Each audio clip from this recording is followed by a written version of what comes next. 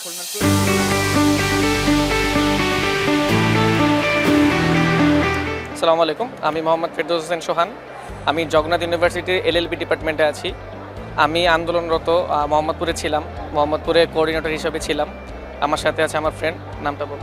আমি মোহাম্মদ রাকিব হোসেন, আমি আছি জগন্নাথ বিশ্ববিদ্যালয়ের institute of education and research.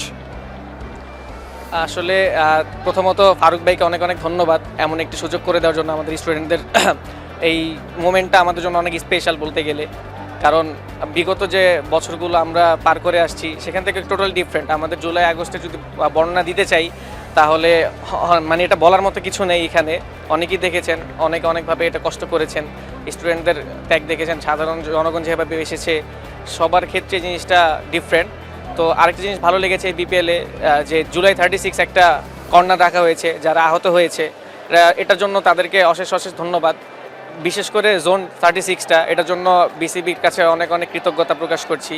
আমাদের আবু সাইদ স্ট্যান্ড আছে, এগুলো দেখলে আসলে আমাদের ইন্সপায়ারেশন আরও বেড়ে যায়, যার জন্য মানে এই মোমেন্টটা ভোলার মতো না। জুলাই 36-এর যে আমরা বলি 36 জুলাই, এই মোমেন্টটা ভোলার মতো না। স্টেডিয়ামে আসলে এগুলো মনে পড়ে। আহতদের যখন দেখি জুলাই 36 কর্নারে, তখন আরও বেশি আমাদের ইন্সপায়ার্ড লাগে। তো সব কিছু শেষে ফারুক ভাইকে অসংখ্য ধন্যবাদ এই মোমেন্টটা ক্রিয়েট করে দেওয়ার জন্য। আর ক্রীড়া মন্ত্রণালয় যে আছে আমাদের আসিফ মাহমুদ ভাই, তাকেও সবচেয়ে বেশি ধন্যবাদ আমাদের কাছে। আর বিসিবিকে মানে ধন্যবাদ দেওয়ার অপেক্ষাই রাখে না, বিসিবিকে অশেষ কৃতজ্ঞতা। তো অসংখ্য ধন্যবাদ আমাদের ফারুক ভাইকে, বিসিবিকে এবং ক্রীড়া মন্ত্রণালয়কে আমাদেরকে এত সুন্দর একটা সুযোগ করে দেওয়ার জন্য। আর এই বিপিএল নিয়ে আমি যদি কিছু ছোট্ট করে একটু বলি, বিপিএলটা অসম্ভব রকমের ভালো কেটেছে। আমরা সবাই নেগেটিভ জিনিসগুলোকে বেশি প্রমোট করে থাকি, কিন্তু আমাদের এই বিপিএলে অনেক পজিটিভ দিক রয়েছে যেগুলো আমরা অনেকেই তুলে ধরি না।